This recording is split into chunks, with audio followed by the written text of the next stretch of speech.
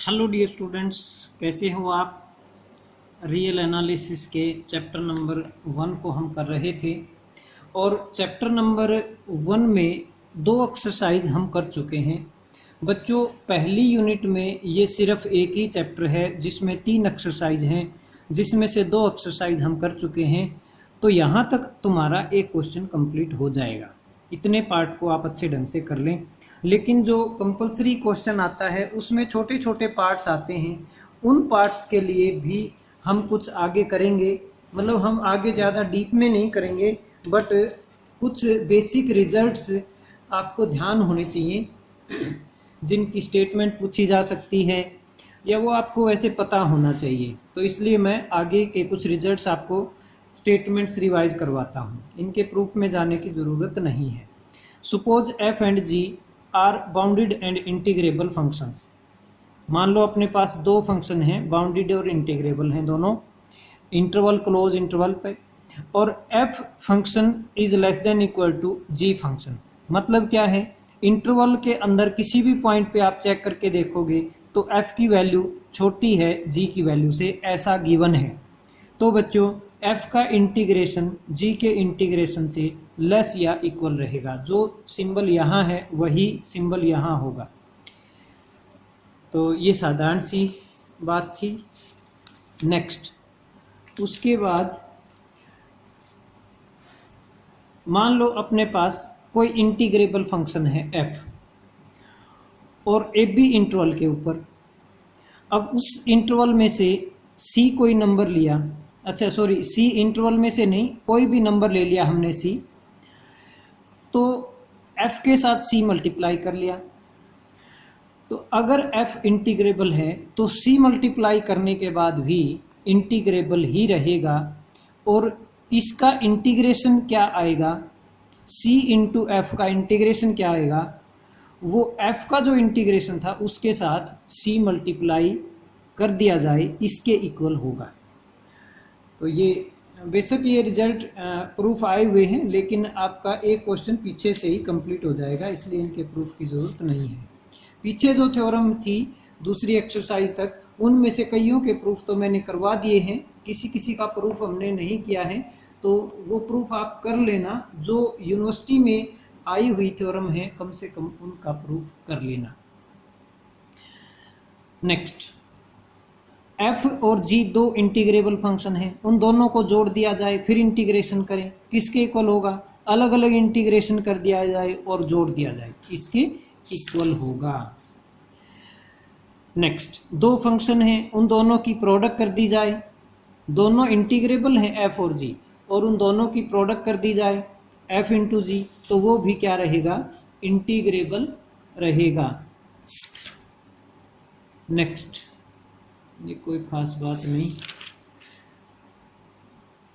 ये भी रिजल्ट ध्यान रखो।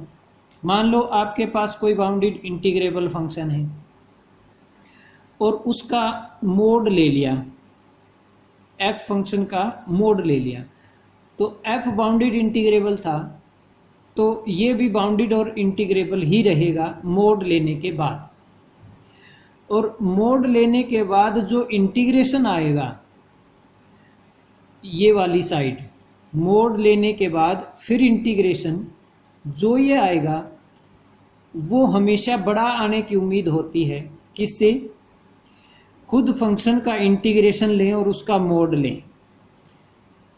मतलब पहले से ही आपने मोड ले लिया तो वो वैल्यू बड़ी आने की उम्मीद है, छोटी आने की उम्मीद नहीं है, इससे बड़ी या बराबर हो सकते हैं। तो ये रिजल्ट भी ध्यान रखना, पहले मोड लेंगे तो रिजल्ट बड़ा होगा बाद में मोड लेने की बजाय। नेक्स्ट, फिर ये कहता है अगली थ्योरम में, f इंटीग्रेबल फंक्शन है किसी इंटरवल के ऊपर, then it is also integrable on AC। मतलब ए बी इंटरवल के अंदर एक C पॉइंट ले लिया, तो पूरे ए बी इंटरवल पे इंटीग्रेबल है तो AC पे भी होगा और CB पे भी होगा। और इंटीग्रेशन की वैल्यू पूरे इंटरवल पे यानी कि लेफ्ट साइड किसके इक्वल होगी, इस इंटरवल पे अलग प्लस दूसरे वाले पे इंटीग्रेशन अलग, तो इन दोनों के सम के बराबर ये होगा। Next,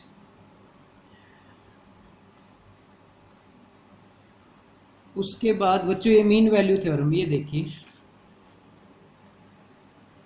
if F is continuous on A b, ये नेम्ड थ्योरम है, ये पूछी जा सकती है 2 नंबर में कि इसकी स्टेटमेंट क्या है।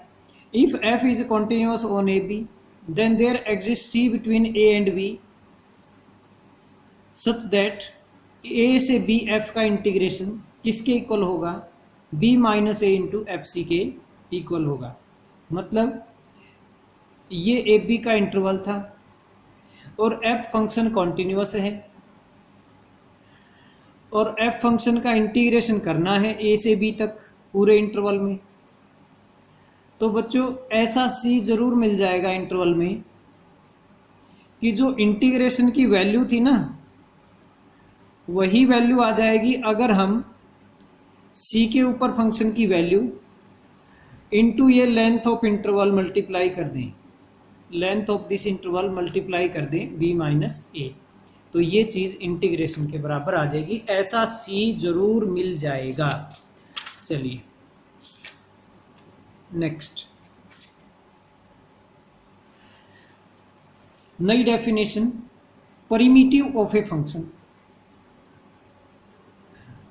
परिमिटिव का मतलब क्या होता है, एंटी डेरिवेटिव। बच्चों मान लो अपने पास एफ फंक्शन है कोई, एक ये स्मॉल एफ फंक्शन है कोई, और अपने को एक ऐसा फंक्शन मालूम है कैपिटल एफ। क्या खूबी है कैपिटल एफ की कि कैपिटल एफ का डेरिवेटिव करने से स्मॉल एफ बन जाता है। कैपिटल एफ का डेरिवेटिव करने से क्या बनता है, स्मॉल एफ बनता है।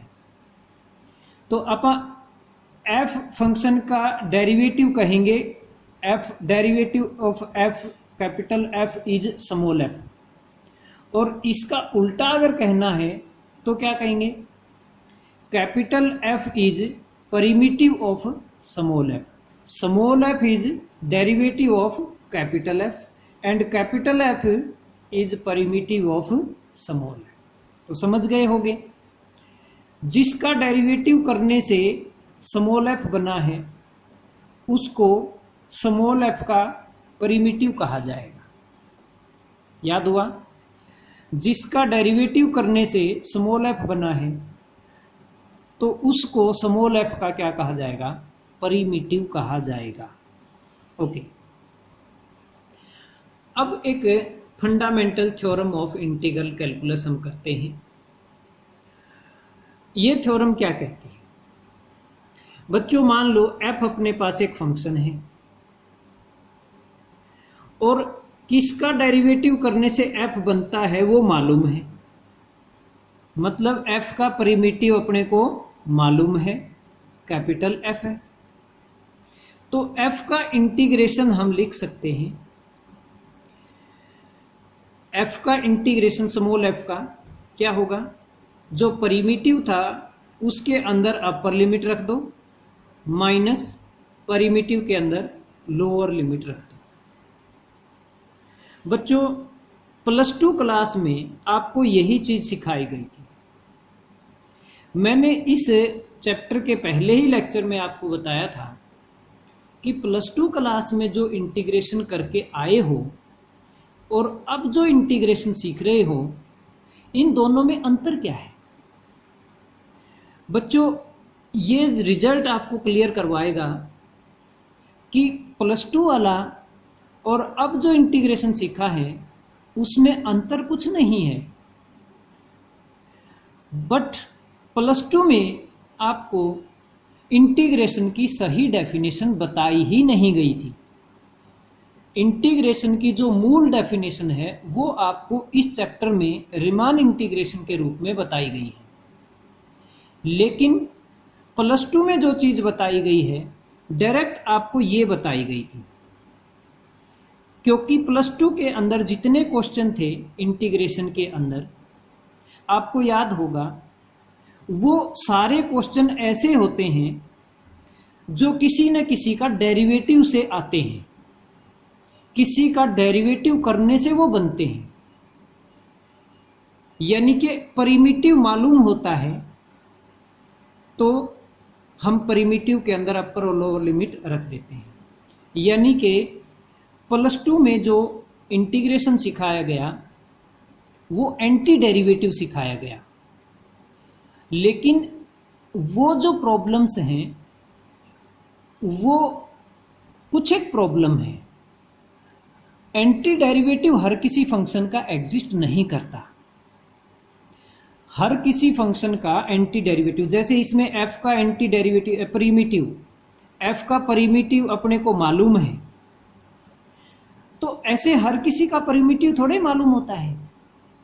लेकिन जिन जिन का मालूम था वो सारे क्वेश्चन +2 क्लास में डाल दिए गए और बच्चों को डायरेक्ट ये रिजल्ट सिखा दिया, भाई किसी का इंटीग्रेशन करना हो ना तो ये फंक्शन देख लो किसका डेरिवेटिव करने से आता है वो लिख दो। आपको मैं एग्जाम्पल के तौर पे बताता हूं, अगर तुम +2 क्लास में होते और 1/x का इंटीग्रेशन आपको सिखाया गया होता तो आपको वहां कोई रीमान इंटीग्रेशन नहीं सिखाया गया। +2 के बच्चों को हम रीमान इंटीग्रेशन की हेल्प से इसका इंटीग्रेशन करना नहीं सिखाते, यानी कि हम असली मूल रूप से इसका इंटीग्रेशन करना नहीं सिखाते। वहां पर सिर्फ ये सिखाते हैं कि बच्चों 1/x देखो किसका डेरिवेटिव होता है, तो बच्चा बताएगा जी log x का डेरिवेटिव होता है 1/x, तो log x का डेरिवेटिव होता है 1/x, यानी कि 1/x का परिमिटिव मिल गया कौन, log x। तो फिर यहां पर क्या लिखना होता है इसका आंसर के रूप में log ऑफ x प्लस हम कांस्टेंट ऑफ इंटीग्रेशन जोड़ देते हैं। वो बात अलग है कि अगर a से b इंटीग्रेशन होता तो फिर हम इसमें c ऐड नहीं करते, फिर हम a से b के अंदर लिमिट रखते, यानी कि log of b minus log of a बन जाता। अब log ऑफ b का मतलब परिमिटिव के अंदर अपर लिमिट माइनस परिमिटिव के अंदर लोअर लिमिट। तो ये रिजल्ट कहां से आया, मतलब ये टेक्निक किसने सिखाई? बच्चों को तो हमने डायरेक्ट समझा दिया, रटवा दिया ऐसे करना है, लेकिन ये टेक्निक कहां से आई? ये बच्चों ये फंडामेंटल थ्योरम ने दी अपने को। ये फंडामेंटल थ्योरम ऑफ इंटीग्रेशन कहती है कि अगर किसी का इंटीग्रेशन करना है, किसका, जिसका परिमिटिव मालूम हो उसका, खास सबके लिए लागू नहीं है ये, जिसका परिमिटिव मालूम है उसका इंटीग्रेशन हम लिख सकते हैं परिमिटिव के अंदर अपर लिमिट माइनस परिमिटिव के अंदर लोअर लिमिट।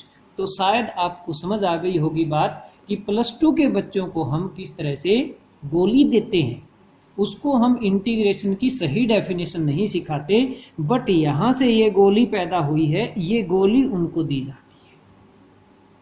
ओके, तो यही मैं आज के चैप्टर में खास समझाना चाहता था। उसके बाद एक और मीन वैल्यू थ्योरम आती है, जनरलाइज्ड मीन वैल्यू थ्योरम। इसकी स्टेटमेंट भी तुम पढ़ना चाहो तो पढ़ सकते हो, याद करना चाहो कर लो, अदरवाइज कोई जरूरत भी नहीं है।